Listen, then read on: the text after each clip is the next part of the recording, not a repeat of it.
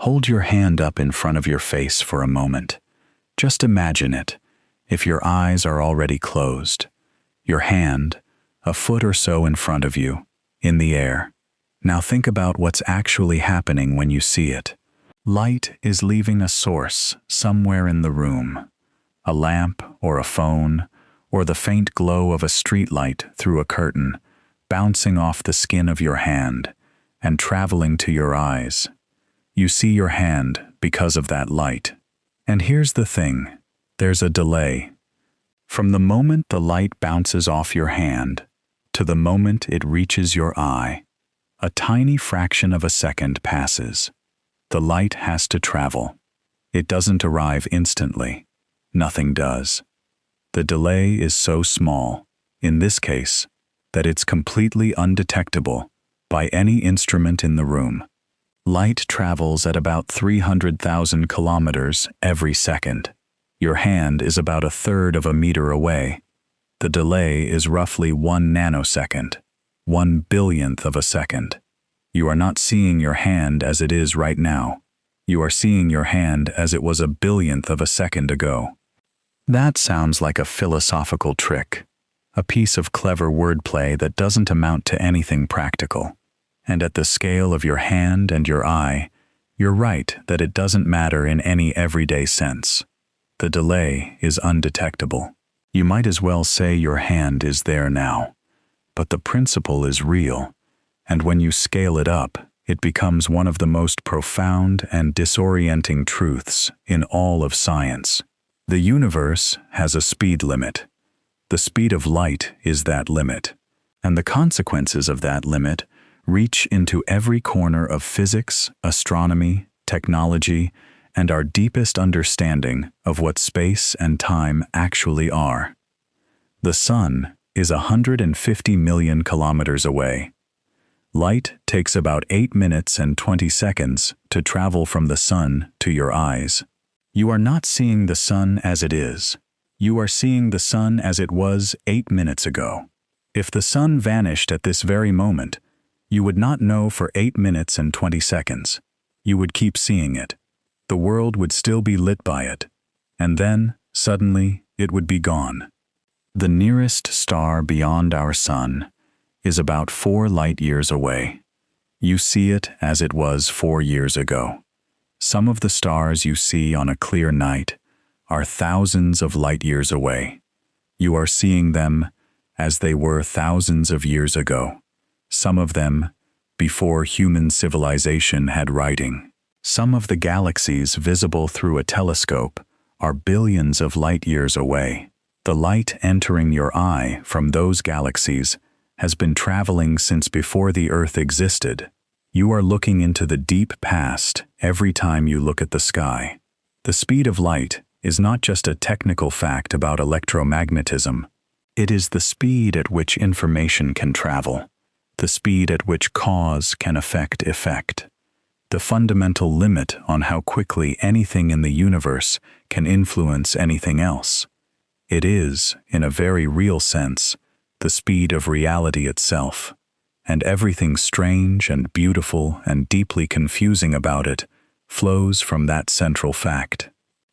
Tonight we're going to walk through all of it, slowly, gently.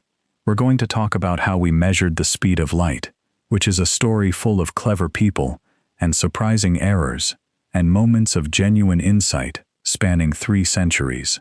We're going to talk about why light travels at the speed it does, and what that speed means for the structure of space and time. We're going to talk about what happens when you travel close to the speed of light, and why you can never quite reach it, and what the universe looks like when you try. We're going to talk about why the speed of light is the same for everyone, regardless of how fast they're moving, and why that simple fact demolished everything classical physics thought it knew about the nature of time. If you drift off somewhere along the way, that's perfectly fine. That's exactly what this is for. But if you stay with me, I think you'll find that the speed of light, for all its reputation as a dry technical quantity, something you memorize for a test and forget, is actually one of the strangest and most beautiful facts about the universe. It connects more ideas together than almost any other single number in physics, and the story of how we came to understand it is, as usual in science, messier and more human and more interesting than the textbooks suggest. Let's begin at the very beginning, with the question of whether light has a speed at all. For most of human history, the question of the speed of light was not a question at all. The prevailing view, going all the way back to ancient Greece, was that light was instantaneous. You opened your eyes and you saw. There was no delay. There was no travel time. Light simply was. Wherever you looked, the moment you looked. Aristotle believed this. Most natural philosophers for 2,000 years after him believed it. There were dissenters. The ancient Greek atomist Epicurus thought light must travel at some finite speed, since it was composed of tiny particles that had to move through space. The medieval Islamic scholar Al-Hazen, writing in the 11th century in Cairo, argued from careful observation and reasoning that light was not instantaneous, that it had a finite velocity, and that this velocity must be very large but not infinite. Al-Hazen, known to the Arab world as Ibn al-Haytham, was one of the great scientific minds of the medieval period. He wrote extensively about optics, vision, and the nature of light. His book, the Kitab al-Manazir, the Book of Optics, was translated into Latin in the 12th century and influenced European science for centuries. He was right about light having a finite speed. He just couldn't measure it. And measuring it turned out to be the hard part. Because light is so fast that to detect its travel time over any ordinary distance, you need instruments of extraordinary precision, and for most of human history, no such instruments existed. The first serious attempt to measure the speed of light using experiment belongs to Galileo Galilei. You know Galileo, the Italian astronomer and physicist born in Pisa in 1564, who pioneered the experimental method in physics, who studied falling bodies and the moons of Jupiter and the phases of Venus, who defended the heliocentric model of the solar system, who famously ended up before the Inquisition for insisting that the Earth moved around the sun rather than vice versa. He spent the last years of his life under house arrest, continuing to work, going blind, and dictating his final scientific work to students who visited him. He died in 1642, the same year Newton was born, the old physics dying and the new physics being born in the same year, which history finds meaningful even if nature didn't arrange it that way deliberately. Galileo was one of the most brilliant experimental minds in history. He didn't succeed in measuring the speed of light, but his attempt was characteristic of him. It was clever, practical, and honest about its limitations. Around 1638, Galileo proposed an experiment. He and an assistant would go to two hilltops, some distance apart, each carrying a shuttered lantern. Galileo would uncover his lantern. His assistant, the moment he saw Galileo's light, would uncover his lantern. Galileo would record the total time from when he uncovered his light to when he saw the return flash from his assistant. Subtract the assistant's reaction time, and you'd have the travel time of light over the distance between the hills. He tried it. The experiment was simple, direct, and beautifully honest in its conception. He observed, as he honestly reported, that he could detect no delay whatsoever. The flash seemed to come back instantaneously. He was careful about interpreting this. He didn't claim that light was infinite in speed. He concluded that light was either instantaneous or moved so fast that the delay over a few kilometers was unmeasurably small. He was right about the second option. Light crosses a few kilometers in a few millionths of a second. Even with perfectly tuned instruments, no human reaction time could measure that. The experiment couldn't work, not because the idea was wrong, but because the distances were too small and human perception too slow. What was needed was a much larger distance. And the solar system, it turned out, was large enough. The actual first measurement of the speed of light came in 1676 from a Danish astronomer named Ole Rømer, working at the Paris Observatory. And it didn't come from a lantern experiment or any direct measurement. It came from watching the moons of Jupiter. Ole Rømer was born in Aarhus, Denmark, in 1644. He studied at the University of Copenhagen and came to the attention of the French astronomer Jean Picard, who traveled to Denmark in 1671 to determine the precise latitude of the site where Tycho Brahe had built his famous observatory, Uraniborg, on the island of Hven. Rømer assisted Picard with this work, and Picard was so impressed by the young Dane that he brought him back to Paris and secured him a position at the Royal Observatory, which had been founded by Louis XIV in 1667 as part of his broader program of scientific and cultural patronage. Paris was, in the 1670s, one of the great centers of European science. The Royal Observatory was a new, well-funded institution, and it attracted some of the best astronomers in Europe. Giovanni Cassini, the Italian-French astronomer, after whom the gap in Saturn's rings is named, was its director.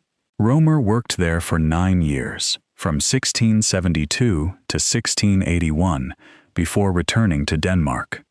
Jupiter has 4 large moons, discovered by Galileo in 1610 with his newly constructed telescope. These are the moons now called Io, Europa, Ganymede, and Callisto, together called the Galilean moons. They orbit Jupiter with mathematical precision, their periods fixed and predictable. The innermost large moon, Io, completes an orbit in about 42.5 hours. It does so with such regularity that astronomers at the Paris Observatory had been using Io's orbital timing as a kind of celestial clock. The hope was to use this clock for navigation. The longitude problem was one of the great practical challenges of the 17th century. On land, you could determine your latitude by measuring the angle of the sun or stars above the horizon.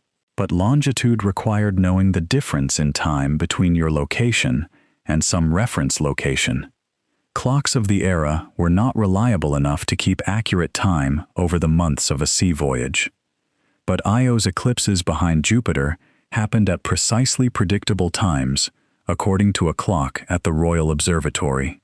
If a navigator could observe an eclipse of Io and note the local time, and then compare that to the predicted time at the observatory, the difference would give the longitude.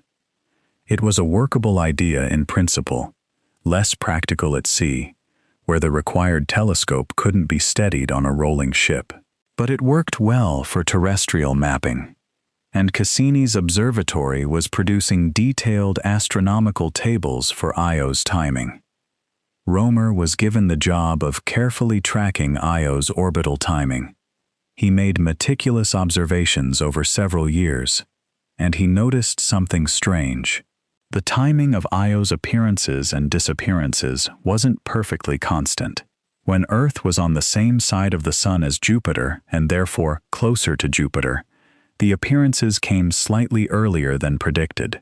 When Earth was on the opposite side of the Sun from Jupiter, at its maximum distance, the appearances came slightly later than predicted. Rømer thought about this for a while, and then he had an insight. The discrepancy was precisely what you'd expect if light took time to travel. When Earth was closer to Jupiter, it took less time for Io's light to reach us. When Earth was further away, it took more time. The difference in timing reflected the difference in how long it took light to cross the extra distance, which was roughly the diameter of Earth's orbit around the Sun. He worked out the numbers. The total discrepancy between the earliest and latest timings was about 22 minutes. The diameter of Earth's orbit was roughly 300 million kilometers. 22 minutes was about 1,300 seconds. 300 million divided by 1,300 gave a speed of about 230,000 kilometers per second. The correct value is about 300,000 kilometers per second. Rømer's estimate was off by about a third, mainly because the diameter of Earth's orbit was not well measured in his day. But the method was brilliant, and the order of magnitude was right. He had shown that light traveled at hundreds of thousands of kilometers per second, not instantly. Cassini, his supervisor, remained skeptical.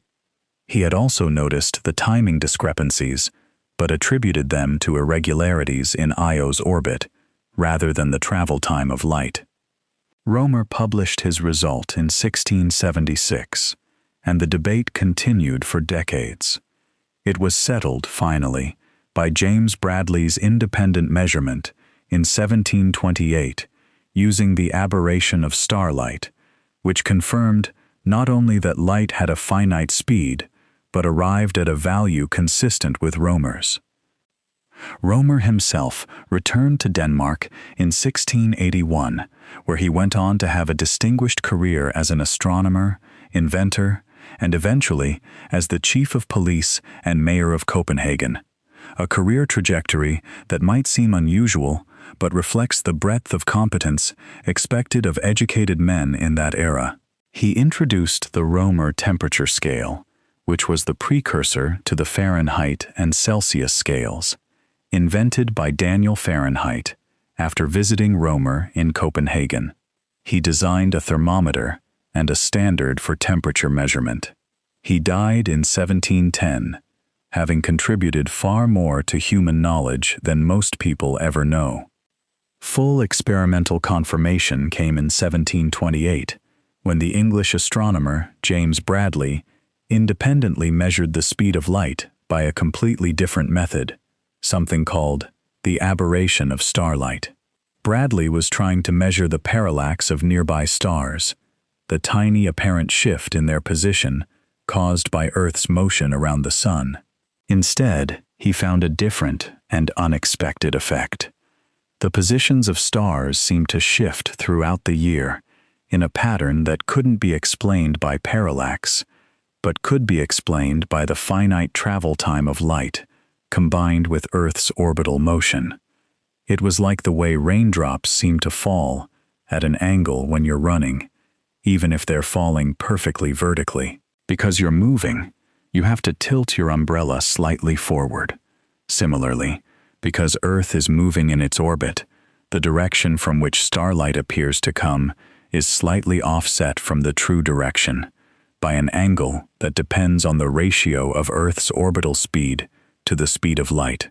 Bradley measured this angle precisely and derived a speed of light very close to the modern value. The precision with which the speed of light could be measured improved dramatically through the 19th century. In 1849, a French physicist named Hippolyte Fizeau performed the first successful terrestrial measurement. His apparatus was elegant and his achievement remarkable, given the instruments available to him. Fizeau was working in Paris, and he set up his experiment between the hill of Montmartre, where his laboratory was, and the hill of Montlhéry, about 8.5 kilometers away. He used a beam of light directed through a gap between the teeth of a spinning cogwheel. The light passed through the gap, traveled the 8.5 kilometers to a mirror at Montlhéry, reflected back, and returned to Montmartre. If it arrived during another gap in the wheel, he saw it. If it arrived when a tooth had moved to block the gap, he didn't. By varying the speed of the wheel's rotation, he could find the rotation rate at which the returning light was blocked. At that rate, the wheel had turned just enough for the next tooth to move into the position that blocked the light during the time it had taken for the round trip. Knowing the geometry of the wheel and its rotation rate gave him the travel time, and hence the speed. His measurement was accurate to within about 5% of the modern value. What's remarkable about this is that he was measuring something moving at 300,000 kilometers per second over a round trip of 17 kilometers, with a cogwheel. The timing precision required was extraordinary. The fact that he got it right to 5%, using the technology available to him in 1849, is a tribute to both his ingenuity and his patience. A few years later, another French physicist, Léon Foucault, improved the method by using a rotating mirror instead of a toothed wheel. Foucault was the same physicist who famously demonstrated Earth's rotation using a long pendulum.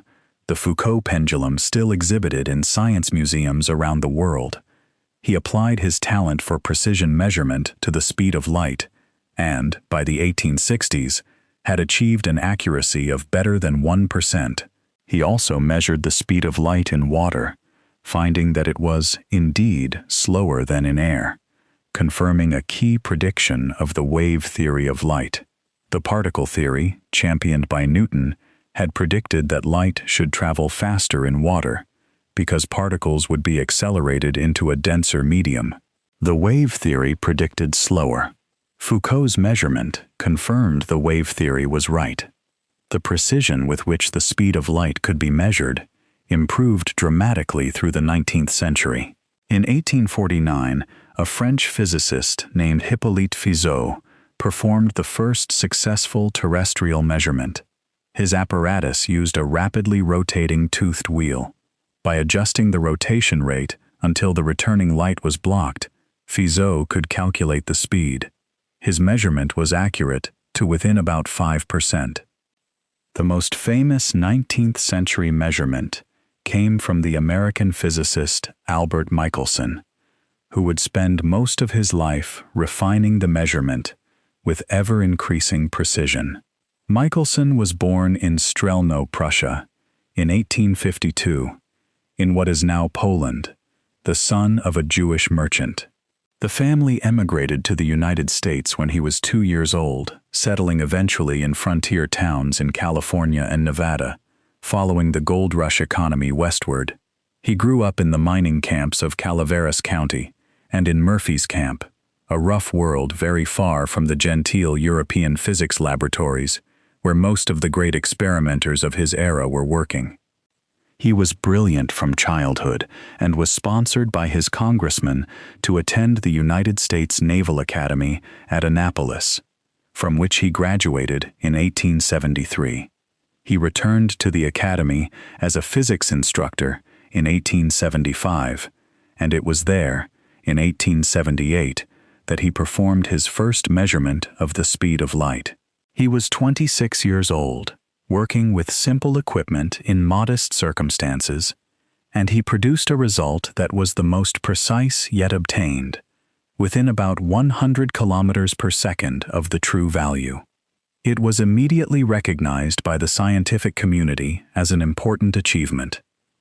What Michelson brought to experimental physics was an almost obsessive perfectionism, a refusal to accept any result as good enough when it could, in principle, be improved. He was not, by many accounts, an easy person to work with. He was demanding, easily frustrated, with a tendency toward solitary concentration that made extended collaboration difficult. He was a tennis player of genuine skill, a billiards player of near professional caliber. He liked mechanical precision in all things. He was, in his laboratory work, pursuing the same quality of precision that a master craftsman pursues in fine joinery, or a musician pursues in performance. The measurement had to be right, whatever it took. He spent time in Europe in the early 1880s, studying with Hermann von Helmholtz in Berlin, one of the great experimental physicists of the age. He was in Germany in 1881, when he performed the first version of the experiment that would bear his name, using an interferometer he had designed and built himself, an instrument of extraordinary sensitivity that used the interference of light beams to detect tiny differences in optical path length. The 1881 result was suggestive but not quite conclusive. He was determined to improve it.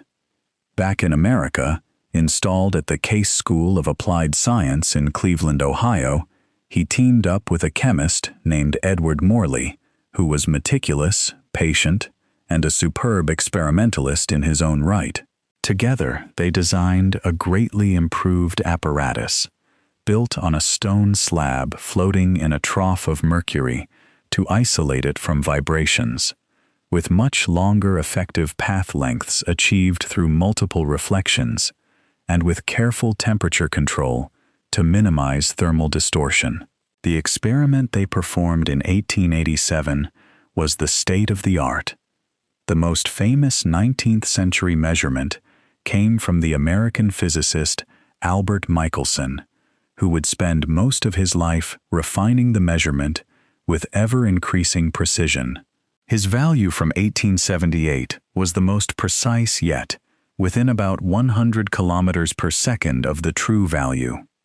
He received the Nobel Prize in Physics in 1907, the first American to win a Nobel Prize in Physics, largely for his precision measurements of the speed of light and for the Michelson-Morley experiment. But before we get to that experiment, let me tell you what the mid-19th century thought they understood about the nature of light, and about why the speed of light was what it was. By the 1860s, light was understood to be an electromagnetic wave. James Clerk Maxwell, the Scottish physicist who we've mentioned in previous conversations about these topics, was one of the great scientific geniuses of the 19th century. He was born in Edinburgh in 1831, showed mathematical gifts from early childhood, and went on to Cambridge, where he produced brilliant work in several areas of physics before arriving at his masterwork, the complete mathematical theory of electromagnetism. Maxwell was, in the tradition of Victorian science, a man of breadth. He made fundamental contributions to the kinetic theory of gases, showing how the distribution of molecular speeds in a gas could be derived from statistical principles. He produced the first color photograph in 1861, a demonstration of color photography using 3 separate filtered photographs combined together. He worked on Saturn's rings and showed, mathematically, that they must consist of individual particles rather than being solid, a result confirmed nearly a century later by the Voyager probes. He was religious, philosophical, deeply humane, and by all accounts one of the most pleasant people in Victorian science, which was not always a pleasant world. His greatest work occupied him through the 1860s. He took the accumulated experimental knowledge about electricity and magnetism, accumulated by Faraday and Ampere and others over the preceding decades, and expressed it in a unified mathematical language. He found that the equations as they stood were inconsistent. There was a mathematical symmetry that required an additional term, what he called the displacement current. When he added it, the equations clicked into a beautiful internal consistency, and they predicted something extraordinary. The equations allowed for self-sustaining, propagating disturbances in the electromagnetic field, waves in which electric and magnetic fields alternately created each other, propagating through space at a speed that came directly out of the equations. The speed was determined by 2 constants that could be measured independently, the permittivity and permeability of free space. When Maxwell plugged in the measured values, the answer was 310 million meters per second. The speed of light, measured by Fizeau and Foucault, was approximately 300 million meters per second. The agreement was too close to be coincidental. Maxwell wrote, in a letter, that we can scarcely avoid the inference that light consists in the transverse undulations of the same medium which is the cause of electric and magnetic phenomena. Light was electromagnetic radiation. This was one of the great unifications in the history of physics. Optics, electricity, and magnetism were revealed to be aspects of the same underlying phenomenon. The spectrum of electromagnetic radiation extended beyond visible light to include what we now call radio waves, with much longer wavelengths, and to infrared, ultraviolet, X-rays, and gamma rays, with shorter wavelengths. All of them traveled at the same speed, 300,000 kilometers per second, because they were all solutions of the same Maxwell equations. Maxwell didn't live to see all the fruits of his work. He died in 1879, at the age of 48, of abdominal cancer, the same disease that had killed his mother when he was 8 years old. He was too young, and the physics community mourned him. Einstein later said that Maxwell's work was the most profound change in the conception of reality in physics since Newton. That assessment has only deepened with time. But here's the question that Maxwell's discovery immediately raised. Waves are disturbances in a medium. Water waves travel through water. Sound waves travel through air. What did light waves travel through? What was the medium that was being disturbed when light propagated through seemingly empty space? Victorian physicists gave this medium a name. They called it the luminiferous ether. The ether was imagined to be an invisible, intangible substance that filled all of space, the medium through which light traveled. It had to have very unusual properties. It had to be rigid enough to support the extremely high-frequency vibrations of visible light, and yet it offered no resistance to the motion of planets through it, since the planets moved freely. These requirements were contradictory enough that some physicists were already suspicious of the whole idea, but for a time, the ether was accepted as a necessary feature of any wave theory of light, and the ether created a testable prediction.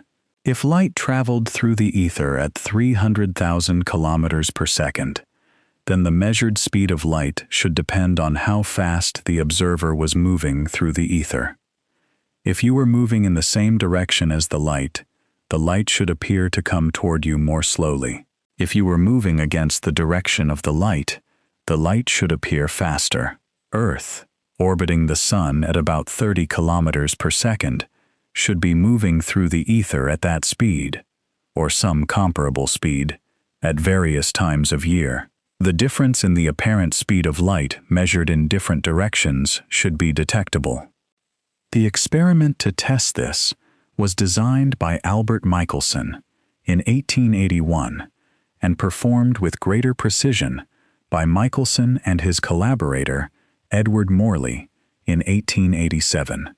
The Michelson-Morley experiment is one of the most famous experiments in the history of physics. It's famous mainly for what it failed to find. Michelson's apparatus used the interference of light beams to detect the tiniest difference in their speeds. A beam of light was split into two beams traveling at right angles to each other. Each beam was reflected back by a mirror, and the two beams were recombined. If the speed of light was slightly different in the two directions, due to Earth's motion through the ether, the two beams would be slightly out of step when they recombined, and the resulting interference pattern would shift. The sensitivity of the apparatus was sufficient to detect a difference in speed hundreds of times smaller than the expected ether effect. They measured. They rotated the apparatus. They measured again. They expected to see a shift in the interference pattern as the apparatus was turned relative to Earth's motion. They saw nothing. The speed of light was the same in every direction, to within the precision of the measurement. There was no ether wind. There was no difference. Light traveled at the same speed, regardless of how the apparatus was oriented. This result was baffling. It was also, in the history of science, one of those moments when a null result, a failure to find what you were looking for, turns out to be more important than any positive measurement could have been. The Michelson-Morley experiment did not just fail to find the ether. It provided a precisely measured fact. Light has the same speed in all directions, and this is true regardless of the motion of the measuring apparatus through space. That fact, stated clearly, became the experimental foundation on which special relativity was built. The immediate response of the physics community was puzzlement. Michelson himself was disappointed. He had wanted to measure something, and he had found nothing. He published the result with careful caveats and moved on to other experiments, returning to the speed of light measurement itself, rather than to the interpretation of the null result. The null result was his most important contribution to physics, and he was not initially its most enthusiastic interpreter. Various ad hoc explanations were proposed. Perhaps the Earth dragged the local ether along with it, eliminating the relative motion. Perhaps objects physically contracted in the direction of motion by just the right amount to compensate. Hendrik Lorentz and George Fitzgerald, independently, proposed this length contraction hypothesis, worked out the mathematics of it, and found that it reproduced the null result of the Michelson-Morley experiment. But it felt like a patch, a workaround, rather than a deep explanation. Lorentz, in particular, developed a complete mathematical framework, the Lorentz transformation equations, which correctly described how measurements of space and time would have to change between reference frames in motion relative to each other in order to keep the speed of light constant. He had the mathematics right. What he lacked was the physical interpretation. He thought the transformations described something that happened to measuring rods and clocks due to their motion through the ether. He didn't realize that they described something deeper, the actual geometry of space-time. That interpretation came from Einstein, and what was distinctive about Einstein's contribution was not that he had access to information that Lorentz lacked. He hadn't read all the experimental papers about the null result.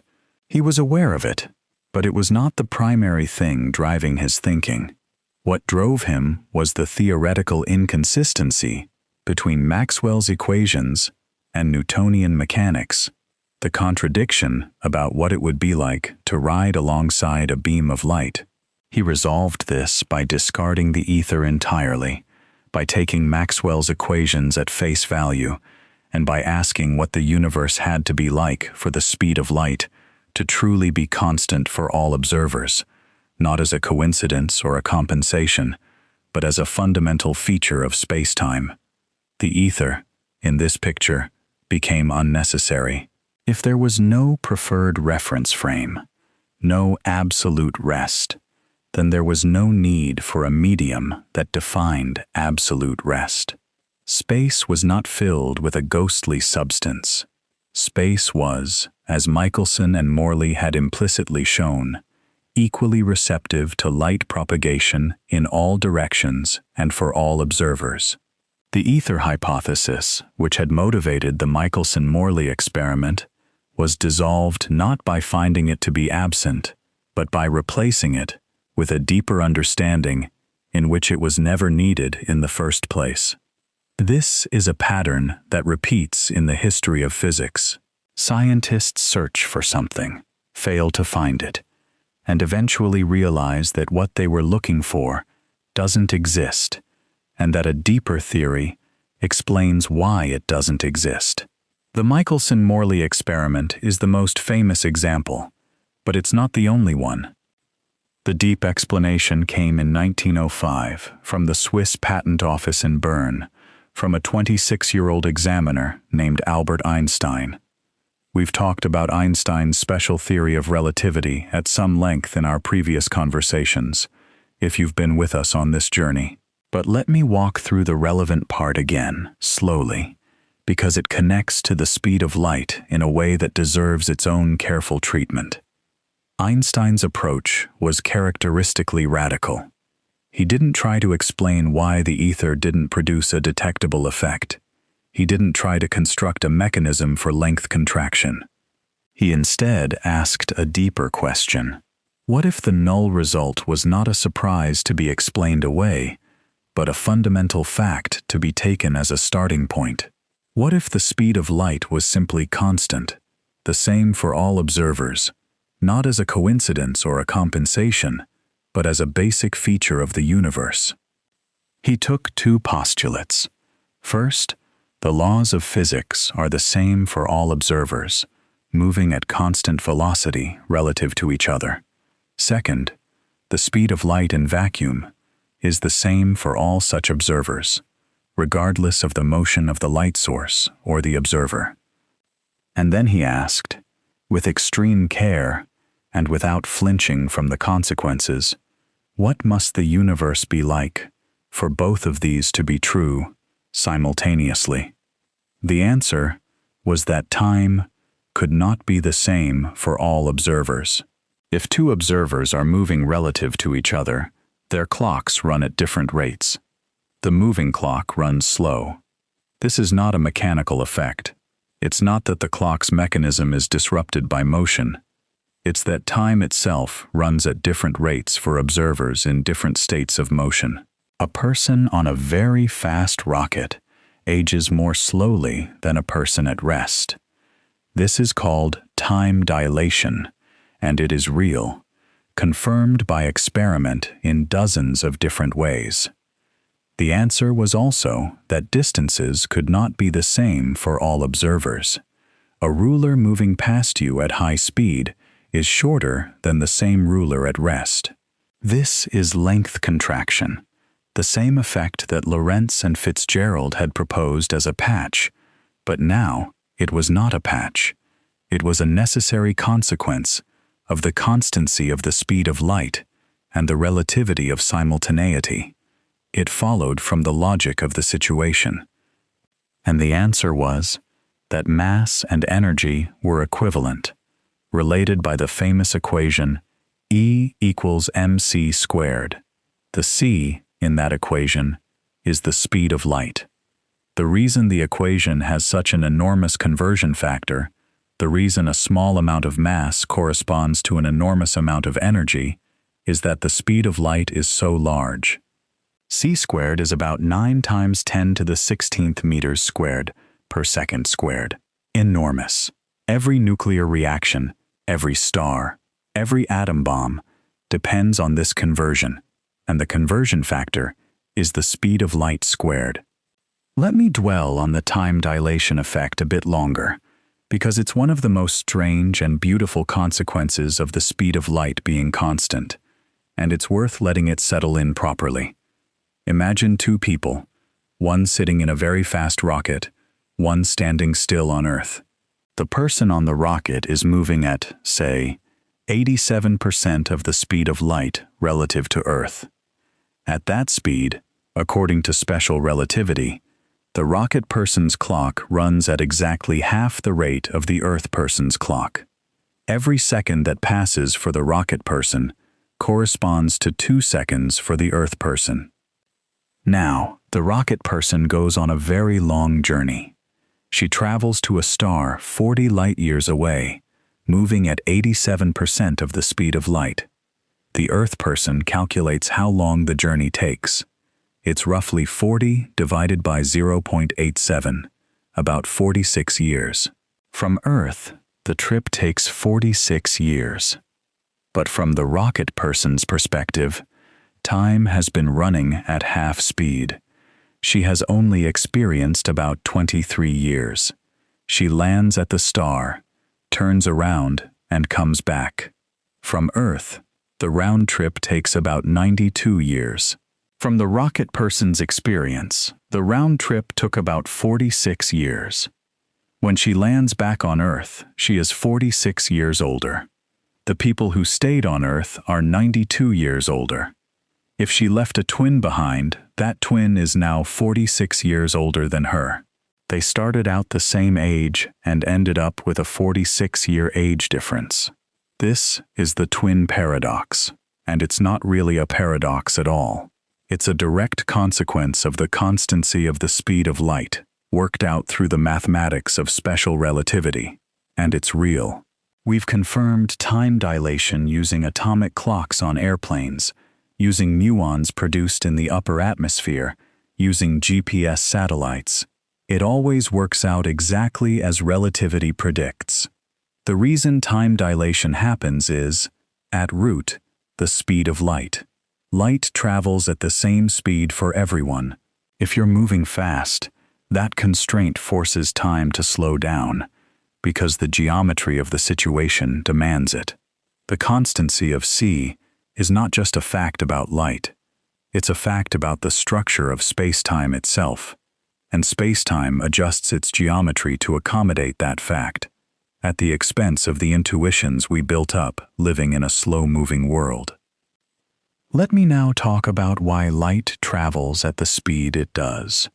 Because so far we've been treating c as a given, as a measurement, a number.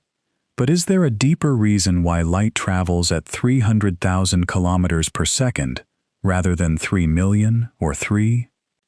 The short answer is that light travels at the speed it does because of the values of two fundamental constants, the electric permittivity of free space and the magnetic permeability of free space, which together determine the stiffness, so to speak, of the electromagnetic field. Maxwell's equations show that c equals 1 divided by the square root of the product of those two constants. Change the constants and you change the speed of light. But that answer just pushes the question back. Why do those constants have the values they have? And this is where we run into one of the most profound puzzles in fundamental physics. We don't know. We can measure the constants with extraordinary precision. We can observe their effects in countless experiments. We understand their role in the equations, but we don't know why they have the values they have, rather than some other values. In string theory and other approaches to fundamental physics, there are attempts to derive the constants of nature from deeper principles. Some physicists believe that a complete theory of physics, a theory of everything, would predict the values of these constants and would explain why c is what it is. Others believe that the constants might vary across the multiverse, taking different values in different regions of the cosmos, and that we find ourselves in a region where they have these values simply because these values are compatible with the existence of observers like us. What we do know is that the speed of light is deeply connected to the structure of spacetime. In the framework of special relativity, c is not really the speed of light specifically. It's the maximum speed at which any information or causation can propagate through the universe. Light happens to travel at this maximum speed because photons are massless. Any particle or signal with zero mass must travel at exactly c. Particles with non-zero mass always travel at less than c, no matter how much energy you give them. The closer you push a massive particle to c, the more energy it takes, and the ratio of energy to speed becomes asymptotic. You can get arbitrarily close to c, but you can never quite reach it with a massive object. The energy required would become infinite. This is one of the most beautiful results in all of physics, but it's worth letting it sink in. You can never reach the speed of light if you have any mass. You can approach it. You can get to 99% of it, or 99.99%. But the last little fraction always requires more energy than you have. The universe has a speed limit, and it's enforced not by any authority or mechanism, but by the geometry of space-time itself. And this speed limit is genuinely cosmic. It means that distant parts of the universe can be causally disconnected from each other. There are regions of space so far away that, in the entire age of the universe, light from those regions has not had time to reach us. We cannot observe them. We cannot send signals to them. We cannot be influenced by them, and they cannot be influenced by us. The observable universe is not the whole universe. It's a sphere around us, defined by how far light has traveled in the 13.8 billion years since the Big Bang. Beyond that sphere, there may be more universe, more galaxies, more stars, more matter. But we cannot see it, and it cannot see us. The speed of light has carved the cosmos into causally isolated regions. This idea connects to something called the cosmic horizon, which is the edge of the observable universe. And it has an important implication, because the universe is expanding, and the expansion is accelerating. Some galaxies that are currently inside our observable universe will, in the future, be moving away from us faster than light. Not because they're moving through space faster than light, but because the space between us and them is growing so fast that they're being carried away at more than the speed of light. This is allowed because the cosmic speed limit applies to the motion of objects through space, not to the expansion of space itself. Space can grow without limit, and as those distant galaxies accelerate away, they will eventually cross the cosmic horizon and disappear from our observable universe forever. Think about what this means for the long-term future of astronomy. Right now, astronomers can observe thousands of galaxies in every direction. The universe appears rich and populated with structure at every scale. We are, in the current epoch, at a privileged moment in cosmic history for doing astronomy. The universe is old enough that stars and galaxies have formed, but young enough that most of those galaxies are still within our cosmic horizon and still observable. In the far future, billions of years from now, the accelerating expansion will have carried most of the universe we currently see beyond the horizon. The Milky Way and its immediate neighbors, the local group of about 50 galaxies, will eventually merge into a single large elliptical galaxy, often called Milkomeda, as the Milky Way and Andromeda collide and coalesce over the next few billion years. The local group will remain gravitationally bound, but all the other galaxies, the thousands we see in every deep field image, will have receded beyond the horizon. Astronomers in the very far future, sitting inside the merged Milkomeda galaxy, would look out and see a universe almost completely empty. No other galaxies visible anywhere. No evidence that the universe was ever filled with structure. The cosmic microwave background would have cooled and redshifted into frequencies too long to detect. All the observable evidence for the Big Bang would have vanished. Those future astronomers, if they existed, might conclude that their galaxy was the entire universe, alone in the void. They would never know about the hundreds of billions of galaxies that surrounded us now. They would be wrong, of course, but without the evidence, how would they know? This is a strange and somewhat melancholy thought. The finite speed of light, combined with the accelerating expansion of the universe, means that the universe becomes progressively less observable over time. We live in the golden age of cosmic observation. Every generation of astronomers, since the invention of the telescope, has had access to more of the universe than the previous generation.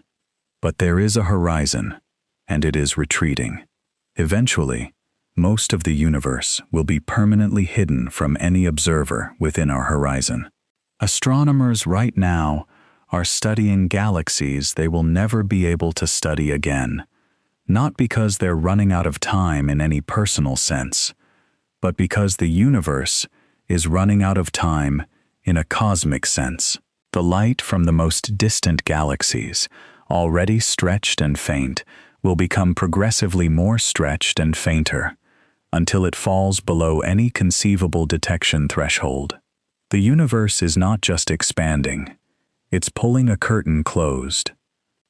In the far future, billions of years from now, the universe will be so expanded that the Milky Way and its immediate neighbors, in what's called the local group of galaxies, will be the only things visible. All the other galaxies we can see today will have receded beyond the horizon, their light unable to reach us no matter how long we wait. The night sky of the far future will be very dark indeed. This is one of the strangest and most melancholy consequences of the finite speed of light, combined with the accelerating expansion of the universe. The universe is not just large. Parts of it are irrevocably and permanently beyond our reach. We are, in some sense, already surrounded by an expanding wall of unreachability, as every passing second carries more galaxies over the horizon. Let me now tell you about something extraordinary that happened in 1983, which most people have never heard of, but which represents one of the most elegant decisions in the entire history of science. Since the early 20th century, physicists had been measuring the speed of light with progressively greater precision. By the 1970s, the measurements had become extraordinarily precise, accurate to within a fraction of a meter per second. The value was converging on 299,792,458 meters per second. That's a very specific number. And the measurements from different laboratories around the world were agreeing with each other to within a few meters per second. At that point, a curious problem arose. The precision of the speed of light measurement was now better than the precision of the definition of the meter itself. The meter was defined, at the time, in terms of a certain number of wavelengths of light from a specific krypton atom. This definition was precise, but not precise enough to match the speed of light measurements. So in 1983, the international body that sets scientific standards made a decision. They fixed the speed of light by definition. They declared that the speed of light in vacuum was, exactly, 299,792,458 meters per second, not approximately, exactly. And then they redefined the meter in terms of this fixed value of c. 1 meter became, by definition, the distance light travels in vacuum in 1,299,792,458th of a second.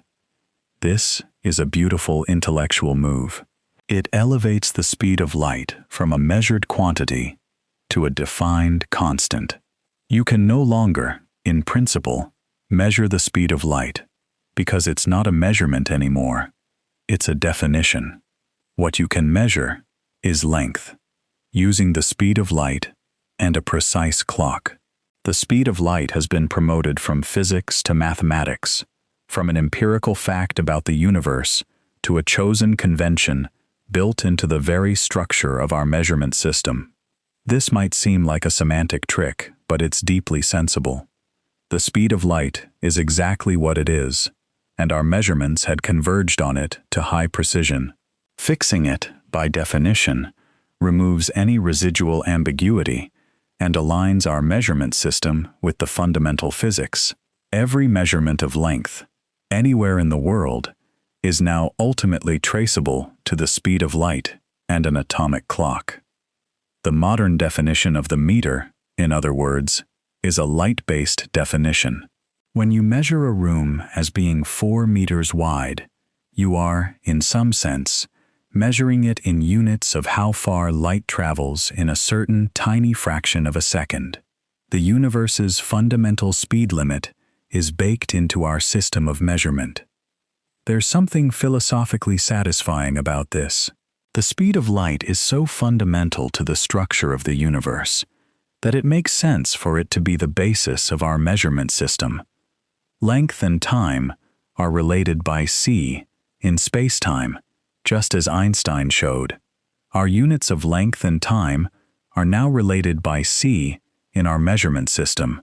Physics and metrology are aligned. Now, a question that occurs to many people when they first encounter this. If the speed of light is now fixed by definition, can we ever discover that it's different from what we think? isn't fixing it, by definition, making a scientific assumption that we can't test? The answer is subtle and important. The value of c is fixed in the unit system we use, but the physics can still be tested in different ways. For example, what we can test is whether the ratio of the speed of light to other fundamental speeds or quantities has changed. We can test whether different types of electromagnetic radiation travel at the same speed. We can test whether the relationship between c and other constants of nature is what theory predicts. These tests are still meaningful, even if c itself is defined. Fixing c doesn't close off physics. It just changes what exactly we're measuring when we test it. Now, before we talk about refraction and light in different media, I want to say something more about what it means for the speed of light to be the same for all observers, because this is the heart of special relativity and the source of all the strange consequences we've been discussing, and I think it rewards another slow pass. Imagine two people. One is standing still on a train platform. One is on a train moving past the platform at half the speed of light. The person on the platform turns on a flashlight and shines it forward, in the direction the train is moving. The light leaves the flashlight at 300,000 kilometers per second, relative to the platform person. Now, what does the person on the train measure for the speed of that same light? Classical mechanics says the light should appear to travel at 300,000 minus 150,000, which is 150,000 kilometers per second, relative to the train person, because the train person is moving in the same direction as the light at half the speed of light. Special relativity says the train person also measures the light at 300,000 kilometers per second, the same speed, despite moving toward the light source at half the speed of light. This is the postulate Einstein made, and it seems impossible. How can the train person and the platform person both see the light at the same speed when they're moving relative to each other? The answer is that their measurements of distance and time are different. The train person's clock runs more slowly than the platform person's clock.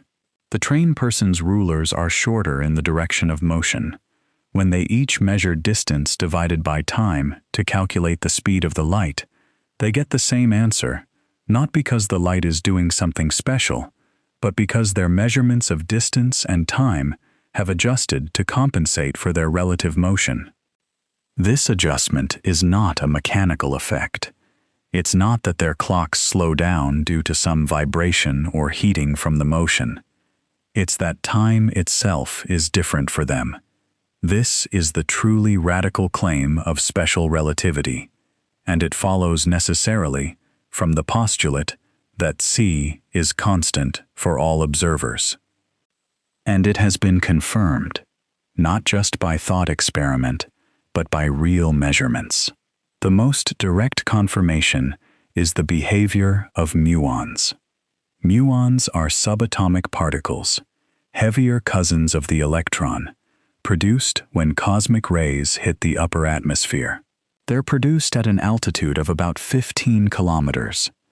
They have a natural lifetime, measured in a laboratory at rest, of about 2 microseconds, 2 millionths of a second. In that time, even at the speed of light, they could travel at most about 600 meters. They should decay long before reaching the ground. But muons are detected at the surface of the Earth in large numbers. They make it all the way down. How? Time dilation.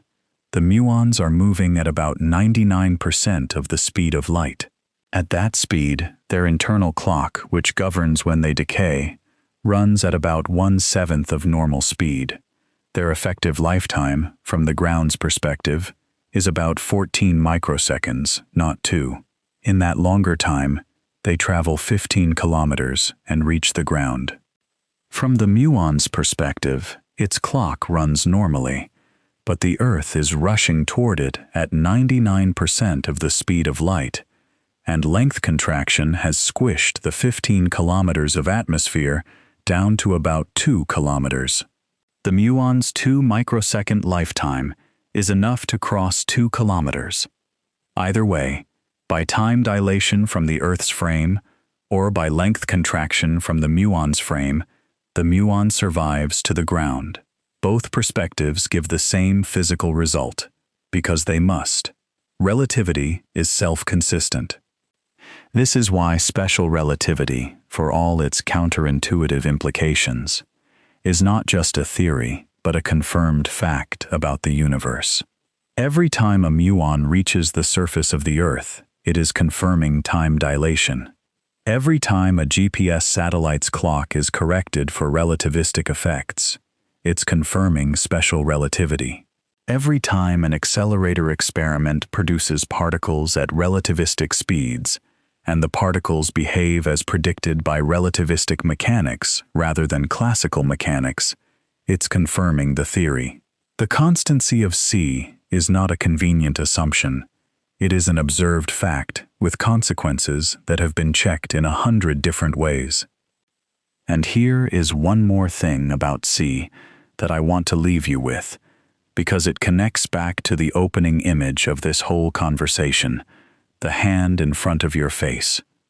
The world you see is not the world as it is the world as it was, delayed by the travel time of light. Your hand, a billionth of a second ago. The person across the room, perhaps 10 nanoseconds ago. The moon, 1¼ seconds ago. The sun, 8 minutes ago. The nearest star, 4 years ago. But there's more to it than just the delay. You don't just see things as they were. You see things as they were in all directions simultaneously, which means you're constructing a kind of temporal landscape, with every direction looking into a different depth of time. And because the speed of light is finite, and because you're at the center of this temporal landscape, everything you see is information about the past, radiating inward toward you from all directions. You are sitting at the intersection of millions of converging light cones, each one carrying a piece of ancient or recent history, all arriving at the same moment, all telling you different things about different moments in the universe's past. The universe you see is not a snapshot of now. It is a palimpsest of then, layered and ancient, every direction a different depth. That's what the finite speed of light gives you, not just a delay, a temporal texture to the universe. A way of seeing that is also, always, a way of seeing into the past. Now, a question that occurs to many people when they first encounter this special property. If the speed of light is now fixed by definition, can we ever discover that it's different from what we think? Let me now walk through something that I think is one of the most mind-bending aspects of the constancy of the speed of light. Not the relativistic effects, though those are extraordinary too. Something more immediate, something that connects to everyday experience. Light from the sun takes 8 minutes and 20 seconds to reach Earth. That's a well-known fact. But what it means, concretely, is that when astronomers photograph the sun, they are photographing the sun as it was 8 minutes and 20 seconds ago. If a large solar flare erupted on the sun's surface right now, at this exact moment, we would not know about it for 8 minutes. The electromagnetic pulse, the surge of charged particles, would all be racing toward us at the speed of light, and we would have no warning until they arrived. We've built early warning systems for solar storms. Satellites at the L1 Lagrange point, about 1.5 million kilometers sunward of Earth, can detect incoming particles and give us about 15 to 60 minutes of warning. But the first warning we'd have of a sudden change on the sun's surface itself would be the light from that change, arriving 8 minutes later. The delay is real and unavoidable. The same principle applies, scaled up, to every object in the sky. The North Star, Polaris, is about 430 light-years away. The light you see from it tonight left Polaris around the year 1595, during the reign of Queen Elizabeth I, before Shakespeare had written most of his plays. The star you're seeing may no longer exist. It may have changed dramatically. We won't know for 430 years. We're looking at a message sent before our grandparents' grandparents' grandparents were born. Betelgeuse, that red supergiant we've discussed in our neutron stars conversation, is about 700 light-years away. The light reaching us now left Betelgeuse around 1325, during the Black Death in Europe. If Betelgeuse exploded in a supernova last year, we wouldn't know for 699 more years. Conversely, if Betelgeuse has already gone supernova and the light is on its way to us right now, we can't know that yet. It could be that somewhere in the space between Betelgeuse and Earth, a wavefront of light from a supernova is already traveling, carrying the news of a cosmic explosion, and we just haven't received it yet. This is one of those ideas that rewards slow contemplation. The sky is not a window onto the present moment. It's a temporal landscape with different depths of time visible in different directions. The nearby planets are minutes old. The moon is 1¼ seconds old. The sun is 8 minutes old. Nearby stars are years or decades old. The Milky Way's center is 26,000 years old. The Andromeda Galaxy, visible to the naked eye as a faint smudge, is 2.5 million years old, its light having traveled since before modern humans evolved. The most distant galaxies visible in deep telescope images are billions of years old. We are surrounded, at all times, by ancient light. And here is a thought for a quiet moment before sleep. When you look in a mirror, you see yourself as you were about a nanosecond ago. The time it took light to travel from your face to the mirror and back. You cannot see yourself as you are right now.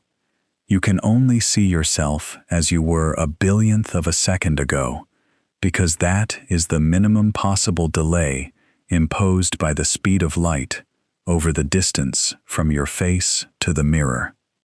You are always, everywhere, seeing the past. The present moment, as a direct visual experience, is inaccessible. What you see is always a record of what was, delivered to you at the maximum possible speed, and that maximum speed is c. Let me now say something about the philosophical significance of what we've been talking about, because I think it deserves a moment of reflection before we move on. The speed of light is, at its deepest level, the speed at which the universe talks to itself.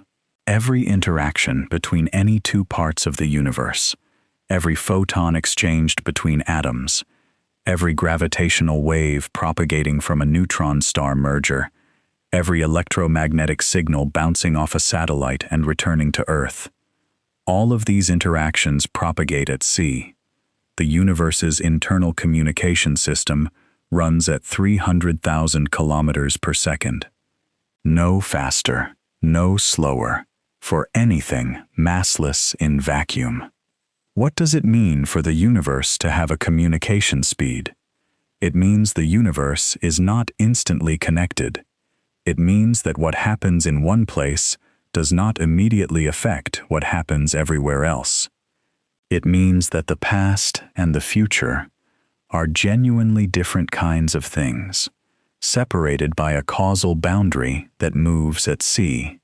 Events inside your past light cone, the expanding sphere of all the things that could have sent a signal to you and arrived by now, are the things that could have influenced you. Events outside your past light cone are things that have not yet had any chance to affect you. The future light cone is the region of space-time that you can potentially influence.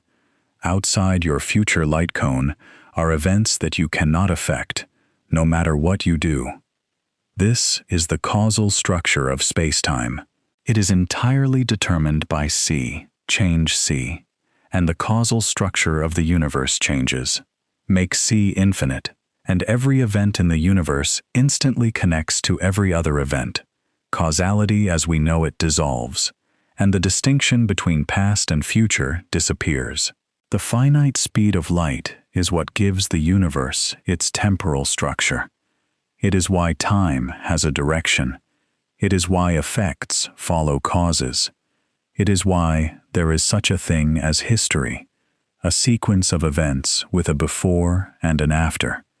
None of this was understood before Einstein.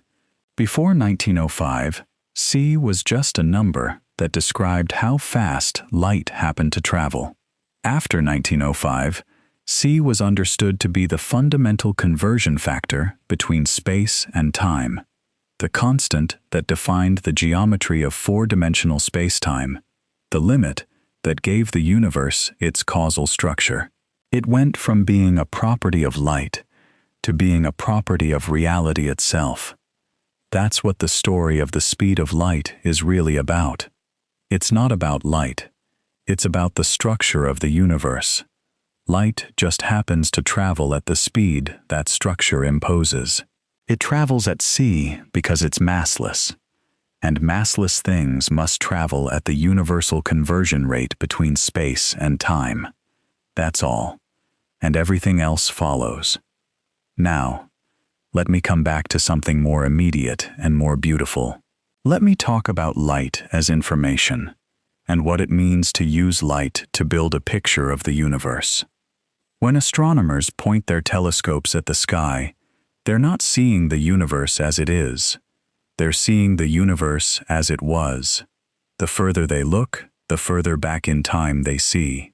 The James Webb Space Telescope, launched on Christmas Day 2021, after more than 2 decades of development, and launched on Christmas Day 2021 from the Guiana Space Center in French Guiana, has observed galaxies from less than 1 billion years after the Big Bang, more than 12 billion years ago. The light from those galaxies has been traveling through space for more than 12 billion years. From a universe that looked nothing like the universe today, from a time when the galaxies themselves were just forming, small and irregular, nothing like the grand spirals and ellipticals we see in the nearby universe. The James Webb Space Telescope is, in this sense, the most powerful time machine ever built. It doesn't travel through time. It receives light that has traveled through time. Every photon it collects carries a timestamp from its moment of emission, encoded in the photon's journey. A photon from a galaxy 12 billion light-years away is a message written 12 billion years ago, just now arriving.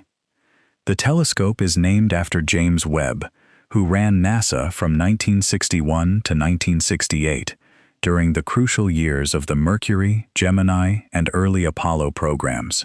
He was not a scientist by training, but an administrator who understood that investment in science was investment in the future. The naming is fitting.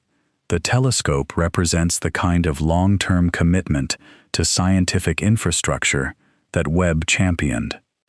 It took decades to build the Webb telescope because what it does is extraordinarily difficult. It needs to see in the infrared, not in visible light, because the light from those very distant galaxies has been stretched by the expansion of the universe, redshifted from visible wavelengths into the infrared. To see infrared light well, the telescope itself must be cold, colder than the background of the universe, about -233 degrees Celsius. To achieve this, it was sent to a location about 1.5 million kilometers from Earth, where a sun shield the size of a tennis court keeps it in constant shadow. It operates beyond the distance where the moon orbits, in the coldness of deep space, gathering the most ancient light that reaches our neighborhood of the universe. And what it has found has repeatedly surprised astronomers. Galaxies that were expected to be small and irregular in the early universe have turned out to be larger and more structured than models predicted. There are galaxies visible to Webb that seem to be too massive, too organized, too similar to modern galaxies for the age they represent. This is one of the active puzzles of modern cosmology. The universe, as seen through Webb, is telling astronomers that some of their assumptions about early galaxy formation need revision. The ancient light is revealing something unexpected, and science is adjusting.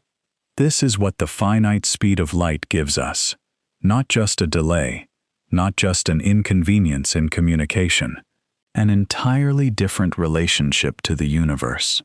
Because light takes time to travel, we can see the past. Because we can see the past, we can do astronomy as a kind of forensics. We can observe the universe at different ages and compare. We can watch the universe evolve, not in real time, but over billions of years of light travel time.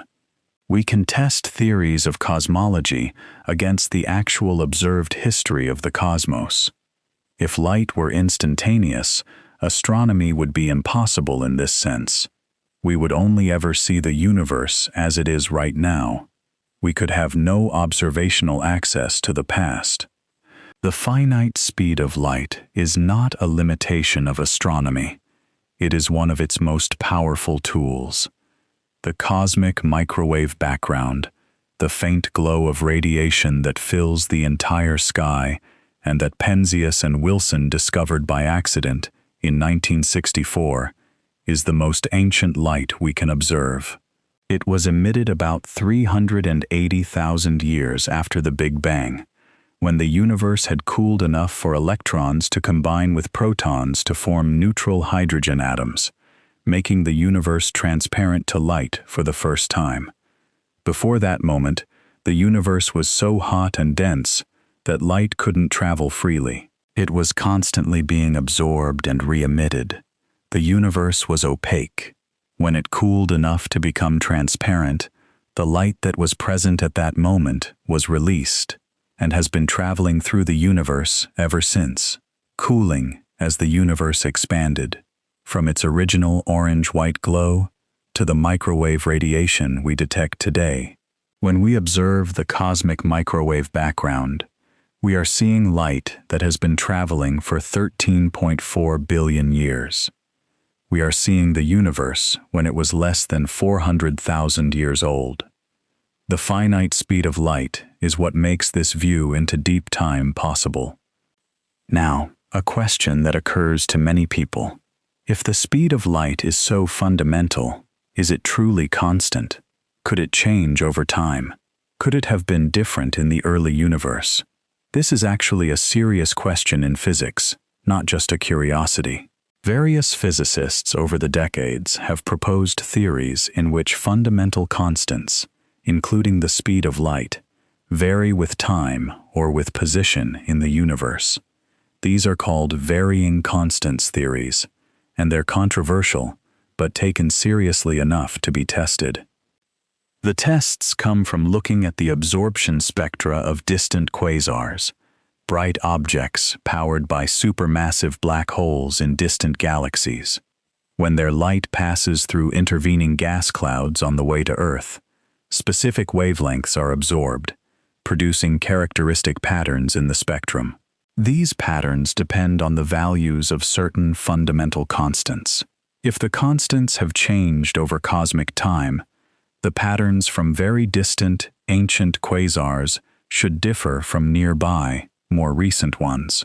So far, the measurements are consistent with the constants being the same throughout cosmic time. The speed of light appears to have been what it is for at least the last 10 billion years or so, but the measurements are difficult and the precision is limited, and the question is not entirely closed.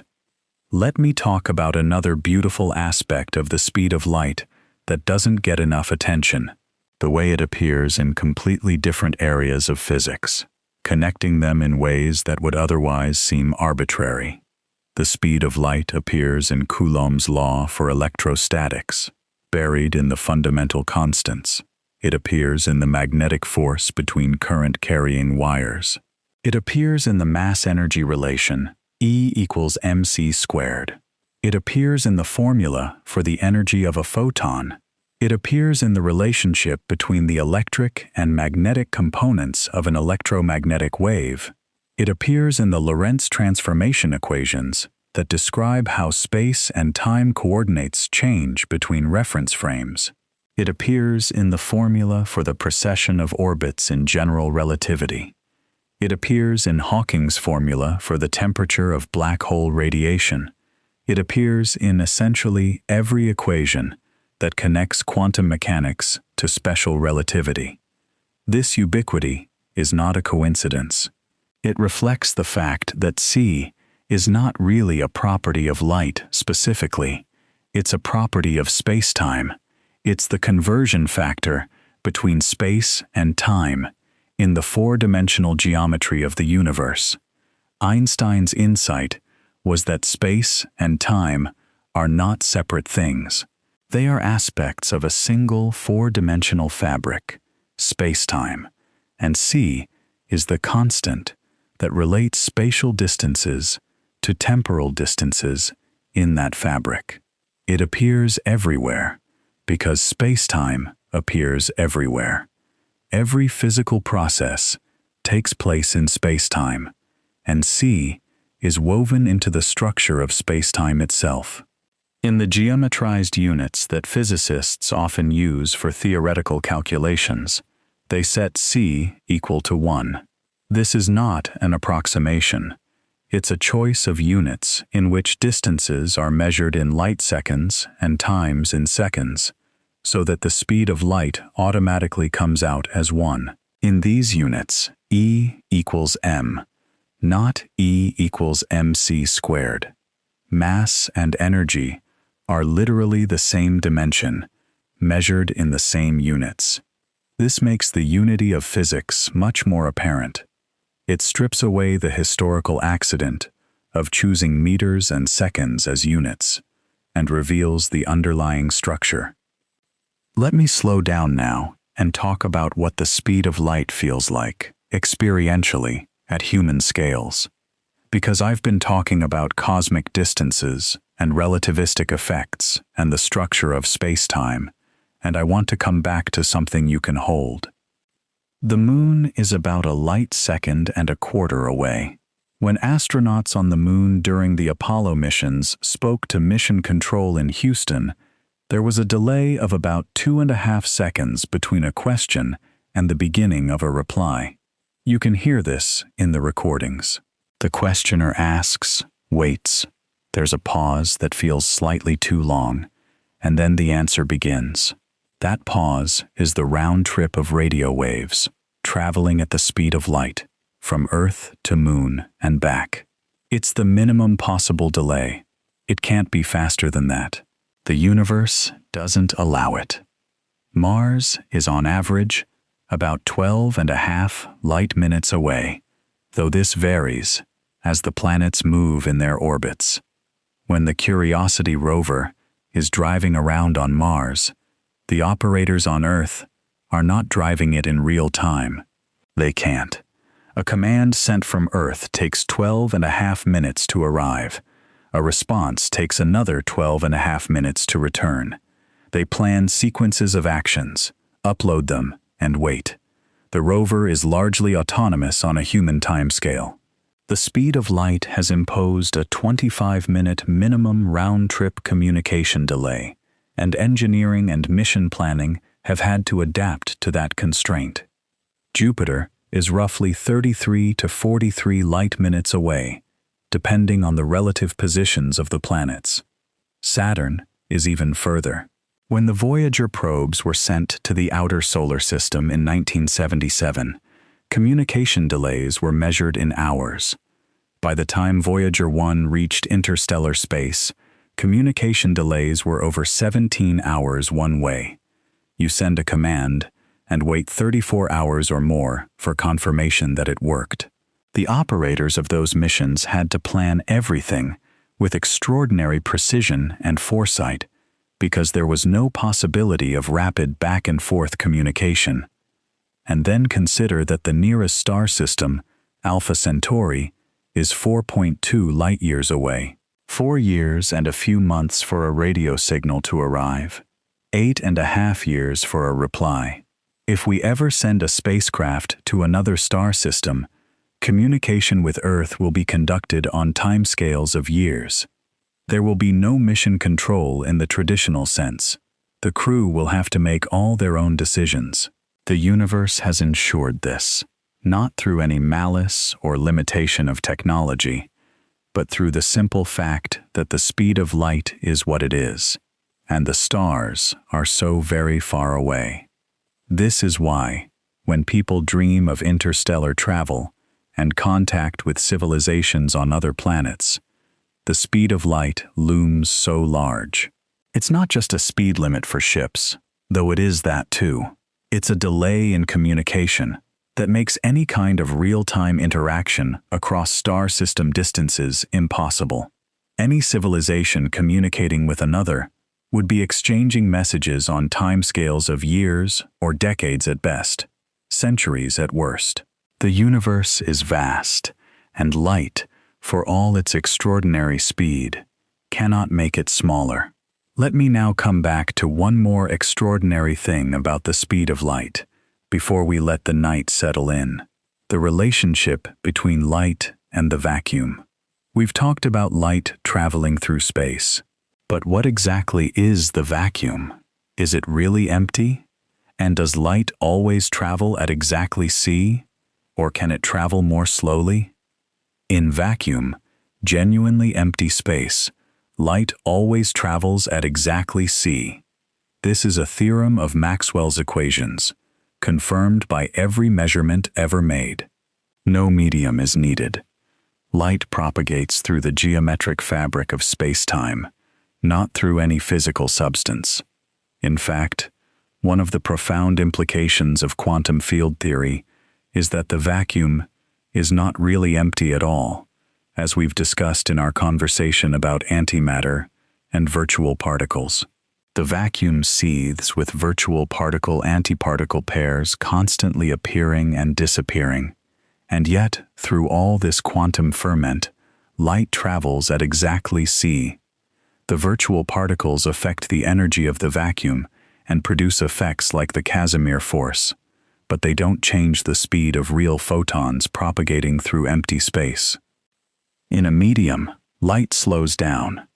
In water, light travels at about 75% of c. In glass, it travels at about 60 to 65% of c, depending on the type of glass. In diamond, about 41% of c. These are not small effects. The ratio of the speed of light in vacuum to the speed of light in a medium is called the refractive index. Diamond has a refractive index of about 2.5, meaning light in diamond travels at 2.5 times less than c. This is the same property that gives diamonds their famous sparkle, their ability to disperse white light into a rainbow of colors. Different colors travel at slightly different speeds in diamond, so they are bent by different amounts when they enter and exit the crystal, producing the prismatic fire that jewelers and buyers prize. When light slows down in a medium, the individual photons are not literally slowing down in the way a car slows down in traffic. Rather, the photons are being absorbed and re-emitted by atoms in the medium, and the net effect of this repeated absorption and emission is that the effective propagation speed is lower. Between absorptions, each individual photon still travels at c. But the average effect over many such interactions, the time spent being absorbed, the quantum mechanical delays involved in emission, add up to produce a net slower transit time through the medium. From the perspective of the photon, or rather, from the perspective of quantum electrodynamics, the photon is exploring all possible paths simultaneously, and the paths involving more interactions with atoms are effectively slower. Quantum electrodynamics, the theory that describes how photons and electrons interact, was developed in the late 1940s by Richard Feynman, Julian Schwinger, and Shinichiro Tomonaga, who shared the Nobel Prize for it in 1965. It is the most precisely tested theory in all of science. Its predictions have been confirmed to extraordinary precision, in some cases to better than 1 part in a trillion, and it provides a deep understanding of why light slows in media, expressed in terms of photon-electron interactions rather than classical wave mechanics. Feynman, in particular, had a beautiful way of explaining the passage of light through matter. He described how, in quantum mechanics, light takes all possible paths from source to destination simultaneously, and the final result is calculated by summing up all these paths, with each path contributing an amplitude that depends on its length and duration. In empty space, the paths that contribute most strongly are those close to the classical straight-line path, and they add up to give propagation at c. In a medium, the photon interacts with the atoms along the way, and these interactions effectively lengthen the time required, producing the slowing effect. In certain exotic materials called photonic crystals, or specially engineered waveguides, light can be slowed to a tiny fraction of its vacuum speed. These materials are designed with periodic structures at the scale of light's wavelength, which interfere with the photon's path in controllable ways. But the most dramatic demonstration of light slowing came not from engineered materials, but from extremely cold atoms. In 1999, a team led by Lene Hau at Harvard University managed to slow light to about 17 meters per second, roughly the speed of a bicycle, by passing it through a specially prepared cloud of sodium atoms cooled to within a fraction of a microkelvin of absolute zero. These ultra-cold atoms were prepared in a specific quantum state called a Bose-Einstein condensate, a strange quantum phase where all the atoms collectively occupy the same ground state, losing their individual identities and behaving as a single quantum object. In this state, the atoms were exquisitely sensitive to light of a particular wavelength. When a control laser was applied, the quantum mechanical properties of the condensate were tuned so that it had an extremely high refractive index for a second signal laser beam. Light entering this medium was slowed to 17 meters per second, a factor of about 18 million times slower than c. It was still light. It was still photons, but it was moving at bicycle speed. In 2001, Hau's team went further. They stopped light entirely. Using a variation of the technique, they were able to slow a light pulse to a complete stop, storing the information it carried in the quantum state of the condensate, and then, when they switched the control laser back on, releasing the stored light pulse, reconstituting the original photon pattern, and allowing it to propagate again.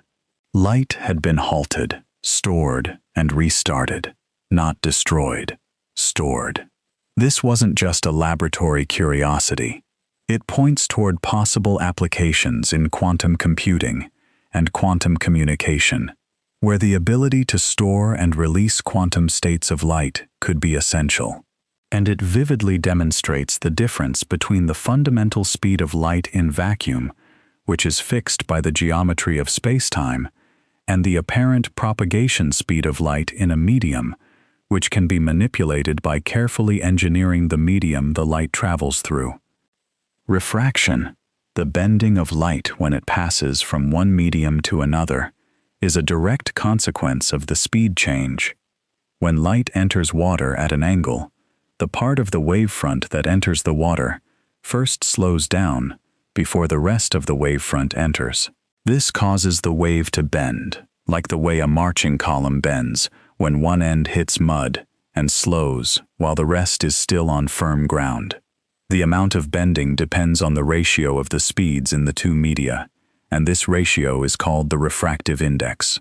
Refraction is why prisms separate white light into colors, why lenses focus light, why your glasses work, why rainbows form, why mirages appear above hot roads, why objects underwater look closer than they are, why the sun appears to still be visible above the horizon for a few minutes after it has actually set, because atmospheric refraction bends its light around the curvature of the Earth. Refraction caused by the finite speed of light in media is responsible for a vast range of everyday optical phenomena, and fiber optic cables, which carry most of the world's internet traffic, work on a principle called total internal reflection. When light hits the boundary between glass and air at a shallow enough angle, it is completely reflected back into the glass, bouncing along the fiber without leaking out the sides. The information is carried as pulses of light, racing through the fiber at about 2/3 of c, bouncing off the walls, traveling thousands of kilometers across ocean floors and through mountain tunnels, arriving at the other end and being decoded back into signals that become this website, or that video call, or this email. The cables that cross the Atlantic Ocean are about 6,000 kilometers long. Light takes about 30 milliseconds to travel that distance. You notice this as a slight delay in international calls. It's not engineering imperfection, it's physics. The minimum possible delay for a transatlantic signal, even if the cable were perfect, would be 30 milliseconds one way. The speed of light imposes this.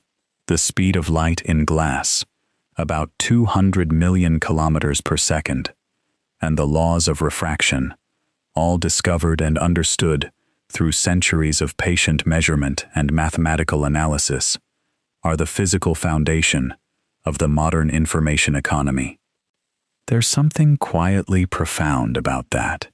Every time you wait even a fraction of a second for a web page to load, some of that waiting is irreducible. It's the universe enforcing its own speed limit. The photons are doing their absolute best. Now there is one more beautiful consequence of light slowing in media that I want to tell you about, because it's one of those physics phenomena that seems almost impossible when you first hear about it. It's called Cherenkov radiation, and it's why nuclear reactors glow blue. When charged particles, like electrons, travel through a medium faster than light travels through that medium, they produce a kind of shock wave of light. This is analogous to the sonic boom produced by an aircraft traveling faster than the speed of sound. The aircraft outruns the sound waves it produces, which pile up into a cone of compressed air. Similarly, a particle traveling faster than light in a medium outruns the electromagnetic disturbance it creates, which piles up into a cone of light, Cherenkov radiation. The particle is traveling faster than light in the medium, not faster than c. Light travels at about 75% of c in water. An electron traveling through water at 90% of c is still below the universal speed limit, but it's moving faster than light in that medium. The result is Cherenkov radiation, and it's blue because the geometry of the cone preferentially amplifies shorter wavelengths of visible light. In nuclear reactors, which are typically cooled by water, the products of nuclear fission include electrons and other charged particles moving at high energies, close to c. When these particles travel through the water surrounding the reactor core, they produce Cherenkov radiation. This is the eerie blue glow you see in photographs of reactor cores. It's a direct manifestation of the finite speed of light in water. Cherenkov detectors are also used in particle physics experiments to identify particles. The Ice Cube Neutrino Observatory in Antarctica uses a cubic kilometer of Antarctic ice as a Cherenkov detector. When a neutrino collides with a nucleus in the ice and produces a charged particle, That particle produces Cherenkov light, detected by thousands of sensors buried in the ice.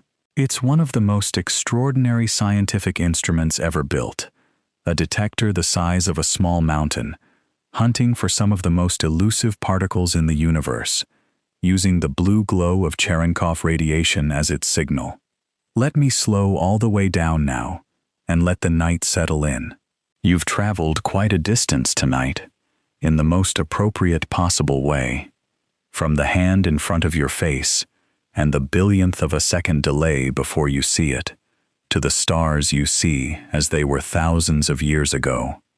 From Galileo on his hilltop with a lantern, unable to detect any delay at all, to Ole Rømer, watching Io disappear behind Jupiter with a slight discrepancy in the timing that told him the universe had a speed limit.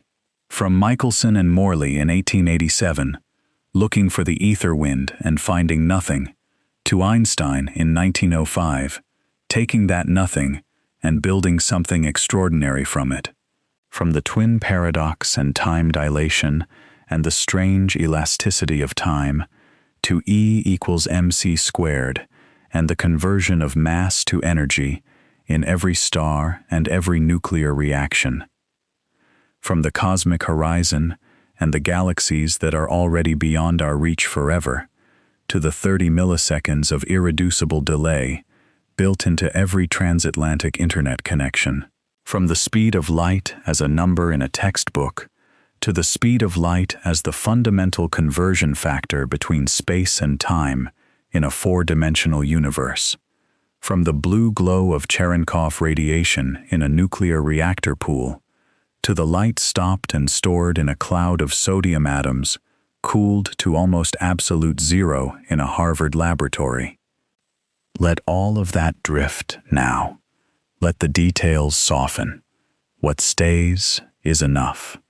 The universe has a speed limit. It applies to everything, everywhere, at all times. Nothing with mass can reach it. Massless particles must travel at exactly it. Information cannot exceed it. Causation cannot exceed it. Wherever in physics you look, that limit is there, woven into the fabric of space-time, expressed in the geometry of four dimensions, showing up in equation after equation, because it is not a property of light, but a property of the universe itself. 300,000 kilometers per second, a number that the universe enforces with the quiet authority of a law of nature.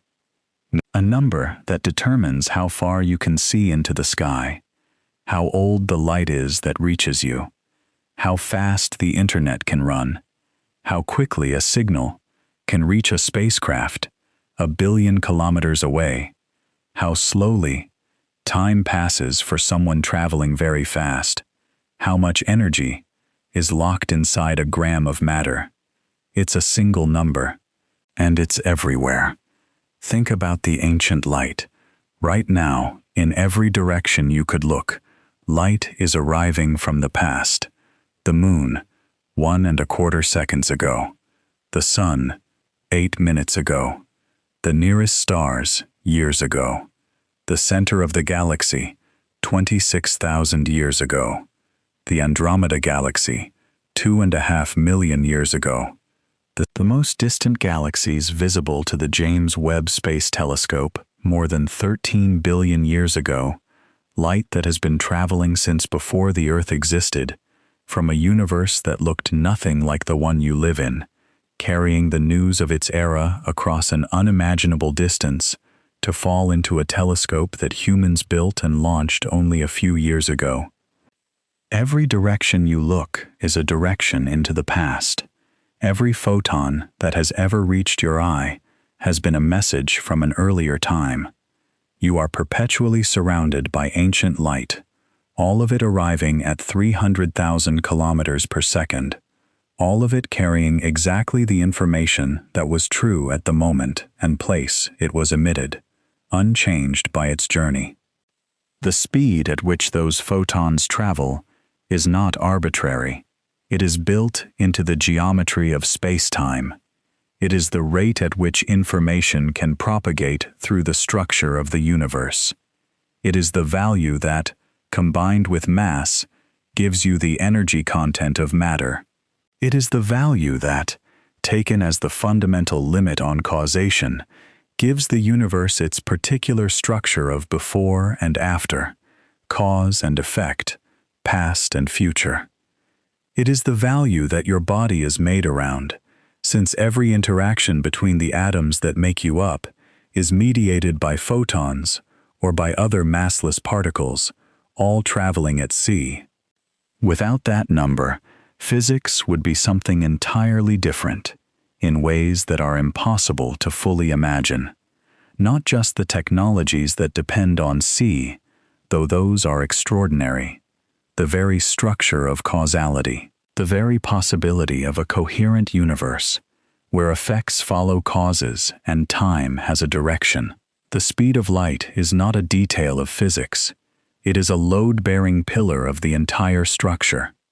3.5 centuries of careful measurement. From Galileo's shuttered lanterns to Ole Rømer's notebook of Io timings, to Fizeau's spinning-toothed wheel, to Michelson's obsessive refinements, to the 1983 decision to simply define it. 3.5 centuries of convergence toward a value that was always there, waiting, a constant of the universe, patient and indifferent to how long it took us to find it.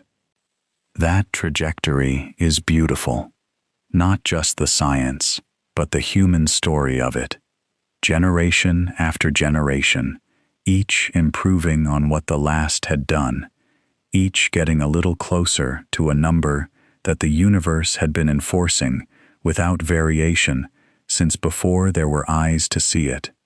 And finally, precisely enough to simply say, this is the value. We're done measuring. We know. Right now, as your thoughts slow and your breathing deepens, photons are arriving at your closed eyelids from the warmth of your own body, radiating in the infrared. Photons are bouncing between the walls of the room, making millions of round trips per second. The room is full of light, quietly and invisibly, at exactly c. You are emitting photons from your own warm body, softly and continuously, radiating heat in all directions. Some of them are already leaving the building, heading into the night, eventually into space, carrying a faint thermal signature of your existence, moving at 300,000 kilometers per second, destined to travel essentially forever until they hit something. You are a creature of C. Everything that makes you what you are, every electromagnetic interaction, every nerve signal, every photon of light entering your eyes, every chemical reaction in your cells, all of it is governed by physics that runs at the speed of light. The universe built you out of materials that interact at c, and the fact that you exist and think and feel is, at some level, a consequence of the laws that make c what it is. That's a good thought to carry into sleep. Let your breathing slow. Let the day dissolve. Let the mind go soft and let the images blur. The toothed wheel in Fizeau's experiment, spinning in the lamplight of a Paris laboratory in 1849. Rømer watching Io disappear behind Jupiter, noticing the discrepancy in his careful notebooks. Einstein at his desk in Bern, imagining a beam of light that he couldn't quite catch. The James Webb Space Telescope, gathering ancient photons and sending them home at the speed they travel. You don't have to hold any of it tightly. The details can dissolve. What remains is enough. The speed of light is 300,000 kilometers per second. The universe has decided this and enforces it everywhere, and has been doing so for 13.8 billion years, and will continue doing so long after this night is over, and long after any night is over. Let your body be heavy. Let your thoughts drift. Let the universe enforce its own laws without your help tonight. It can manage. Sleep well. The speed of light is exactly what it needs to be, and everything that follows from that is exactly as it should be. Rest well. Light is already traveling, in every direction, at exactly the speed it needs to travel. Sleep well.